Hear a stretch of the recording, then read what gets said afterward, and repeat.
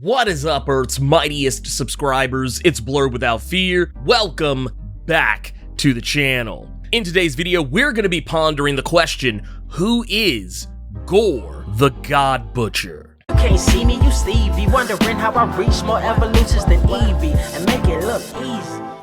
Gorr, the God Butcher, first appeared in Thor, God of Thunder #2 in 2012, and was created by Jason Aaron and Assad Ribic. Gorr comes from an unnamed planet that had become forsaken by their gods.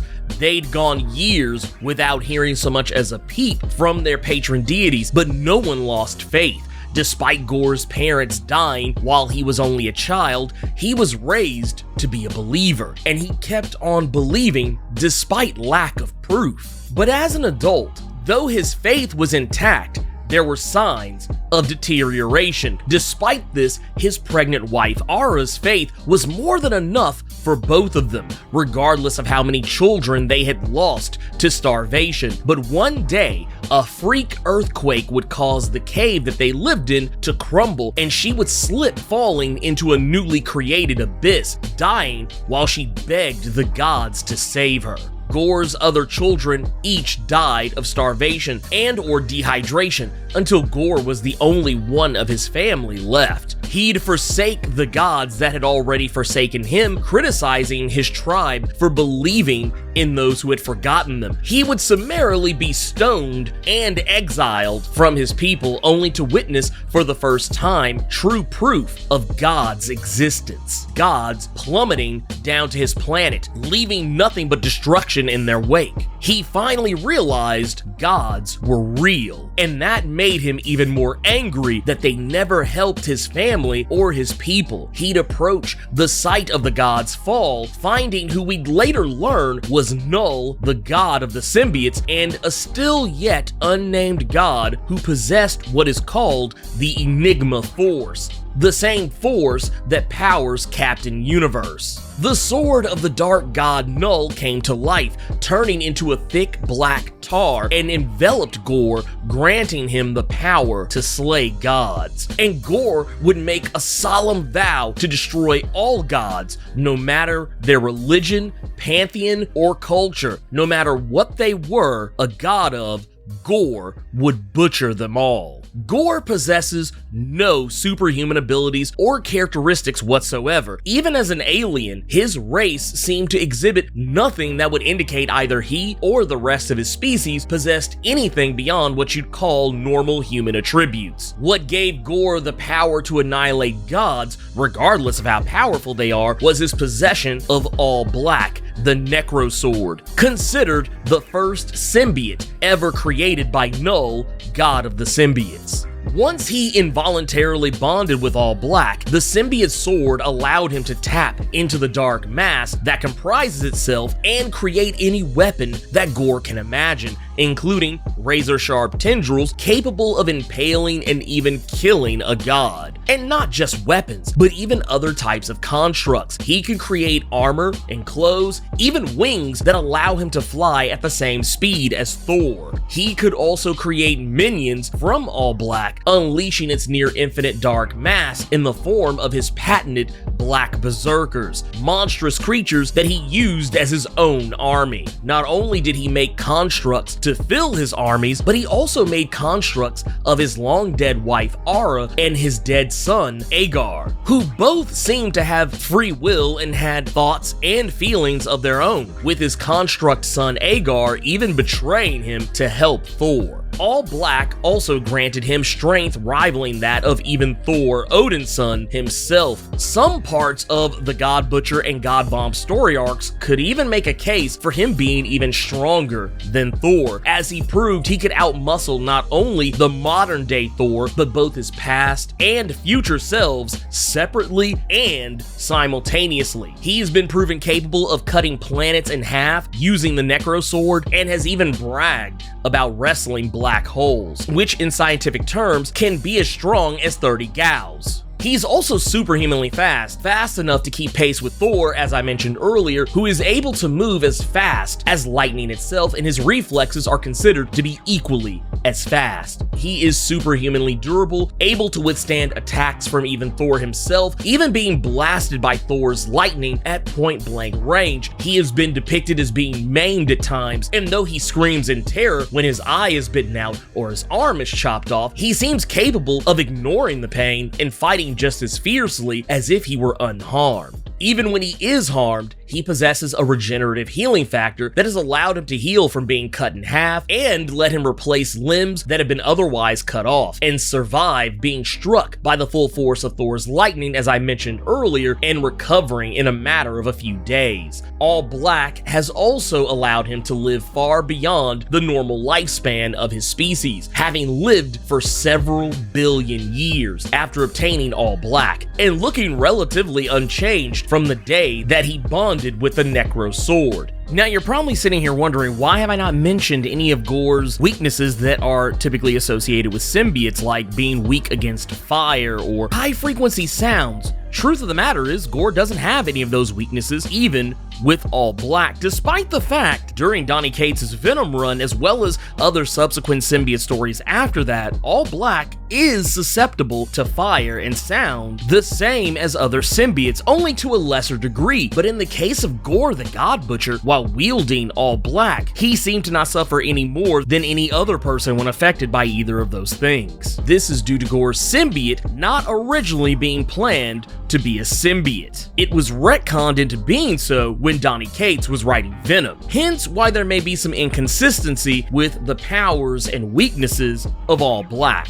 In the billions of years Gorr's lived, he's killed literally millions of gods across the universe. He's boasted killing gods of fear, war, chaos, genocide, revenge, plagues, earthquakes, blood, wrath, jealousy, death, degradation, and a few gods of poetry and flowers. And with the aid of the Pool of Forevers, a pool of water that allows one to travel the time stream, he went back to the dawn of the universe and killed one of the first elder gods while they were still an infant. Every god that Gorr has killed also seemed to make him more powerful, to the point that after killing nearly every god in existence, he ultimately became the thing he swore to kill: a god, something that he hated being called. He would even kill his construct wife, Aura, when she proclaimed him to be one. Not only has he killed as many as millions of gods, but he's also proven to be quite the adept torturer, having seemingly tortured many of the gods he's killed for information on the other gods. He's even bragged about torturing a god of torture into telling him everything that he wanted to know.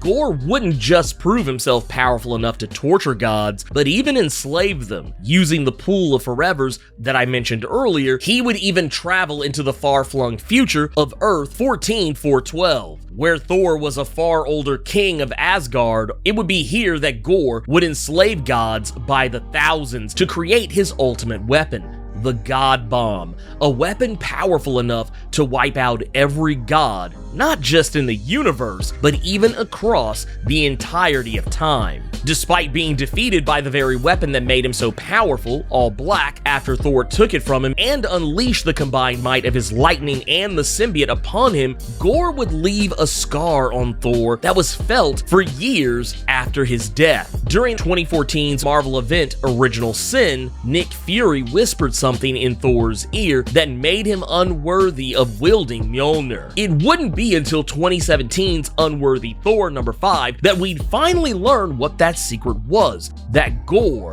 was right. Gorr's disdain for the gods and how they ignored the people who worshiped them, deeming none of them were worthy of the reverence that they so thrived on, left Thor unable to wield Mjolnir for some time. Though being dead, Gorr's consciousness would live on within All Black itself, not an unusual feat, as we've seen lesser symbiotes contain the consciousness of their former host even after death. Rex Tyler, Cletus Cassidy, and even Anjadaka come to mind. Gorr would return eons later after his death at the hands of the three Thors after being resurrected by King Loki, who at the end of time wielded the Necrosword All Black. He would remanifest himself from All Black and wield the weapon once more during the pages of 2019's King Thor. He'd unleash a wave of terror that spread his symbiote All Black across the cosmos, attempting to infect the entire universe with it. But he'd ultimately be defeated by the combined efforts of All-Father Thor, King Loki,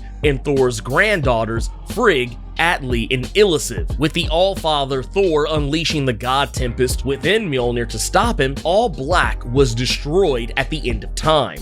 This reverted Gorr back to his mortal self and wiped his mind of all he had done. The last that we'd seen of him, he's been taken by the Sky Lords of Indigar and living whatever life he has left out. Gorr is known as the God Butcher, but he's not necessarily the first slayer of gods in the Marvel Comics universe. The Mangog, another of Thor's deadliest foes, preceded him by 44 years, having debuted in Thor number 154 in 1968. Other god killers have also emerged in the time since and even before the Mangog's debut in Marvel Comics. Gorr the God Butcher has never appeared in any other media outside of comics until recently, with him debuting in Marvel's Thor: Love and Thunder very soon. This version of the character, while lacking or rather possessing some facial features more akin to a normal human, this version seems to have the exact same vendetta against gods as his comic book counterpart, and for likely the same reasons, and will be portrayed by actor Christian Bale. This version might even maintain a connection to symbiotes, as we do see in the recent official trailer for the film. He is surrounded by black tendrils one might associate with Venom or symbiotes in general. That said, the power of All Black, if it is truly present in this film,